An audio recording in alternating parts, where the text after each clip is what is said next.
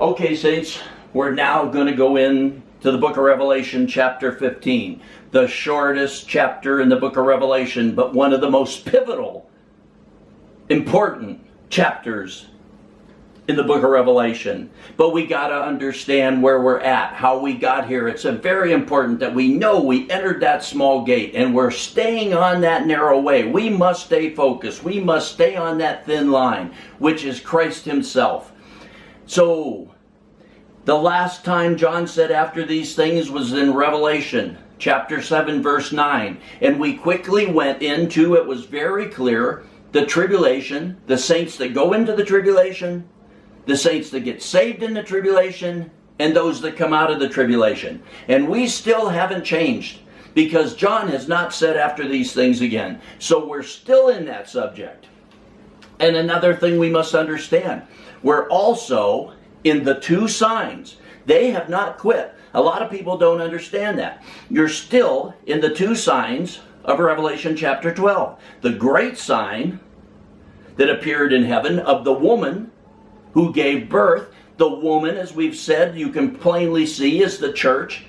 And the child she gives birth to that will rule and reign with Christ is the pre-tribulation rapture. Those that are ready, waiting, watching. They got caught up in the pre-tribulation rapture. The other sign there was another sign, the sign of the great red dragon, Satan. So we're still in those signs. We're in the after these things of the saints that go into the tribulation and those get saved in the tribulation, those that come out of the tribulation. And we're still in these two signs. The sign of the church giving birth and the sign of Satan. And we saw Satan in chapter 13, the kingdom of the beast and the Antichrist. We saw in chapter 14 the harvesting of the earth, first the first fruits, the pre-tribulation rapture. And we saw the Lord's harvest, starting in chapter 14, verse 14 and 15. And then we saw the harvest of the grapes of wrath, ending chapter 14 in verses 19 and 20. So we entered that grapes of wrath. And why is the grapes of wrath there when we haven't said entered a new subject? John hasn't said after these things. Because now Israel, through the preaching, teaching, death, and resurrection of those two witnesses, they're turning to Christ. And the Antichrist and the kingdoms, the armies of the earth are going to come up against them. And that will be the harvest of the grapes of wrath. And now we come to chapter 15. And look what we see first, saints. And I saw another sign in heaven. We got to understand. You got to keep this. We're still in the subject of those who go into the tribulation and come out of the tribulation. We're still in those two signs. And now we have a third sign. And it says, and I saw another sign in heaven, great and marvelous, 7 angels who had 7 plagues. So John sees this sign. As we've said, these are signs. This is not an open vision. He's not seeing an open vision of an angel or the Lord or the throne of God or the Father. It's a sign. It's a type, a symbol. It represents something. So we got to keep that in mind, saints. That's very important to remember. This is a sign, the third sign. And it's great and marvelous to John. 7 angels. This is what he sees. These 7 angels, these 7 plagues are a sign of something. Keep that in mind, saints. 7 angels who had 7 plagues, which are the last, because in them the wrath of God is finished. It says they're the last. That word last there means something that has been continuing and now it's at the end. It's the last of it. Very important to see that. I don't want to go over this right now. We're in this higher place, this revelation of the Son of the living God, and we'll take it as it comes. But keep that in mind. We're in a sign. And in this sign you have the 7 angels with these 7 plagues are the sign, which are the last, because in them the wrath of God is finished. It says the last means something that's been playing out and comes to its end. And we're going to see that in chapter 16. But for now, 15:2. And I saw, as it were, a sea of glass mixed with fire, and those who had come off victorious from the beast, and from his image, and from the number of his name, standing on the sea of glass, holding harps of God. So we see here, after John sees these 7 angels with these 7 plagues, which were a sign, a symbol of something, bringing something to an end, he sees this sea of glass. We saw that sea of glass in 4:6, and it was empty there before the Father. Let's see that here.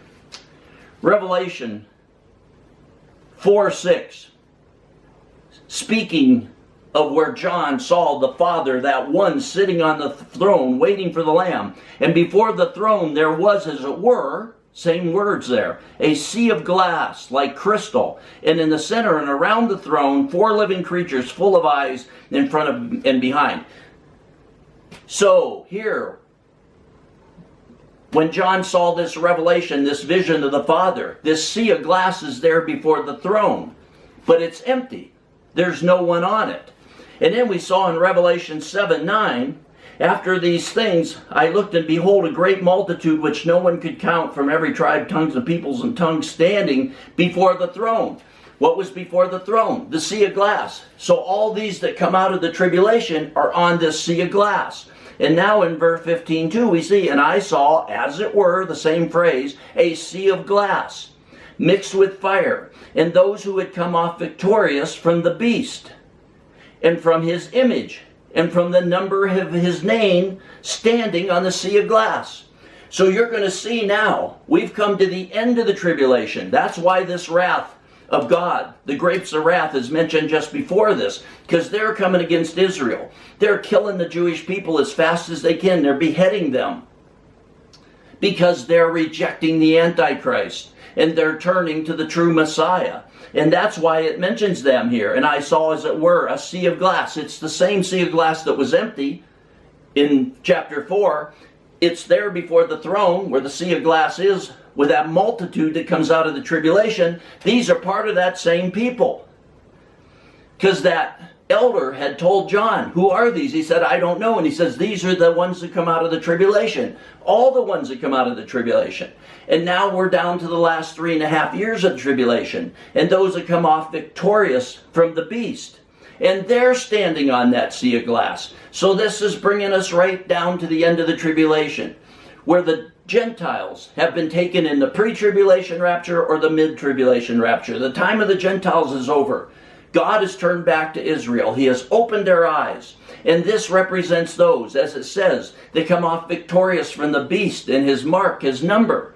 And they're standing on that sea of glass, because we're coming to the end of that subject that John has you in. The saints that go into the tribulation, those get saved in the tribulation, those that come out of the tribulation, we're coming to the end of it. And now this is the Israelis that have turned to Christ.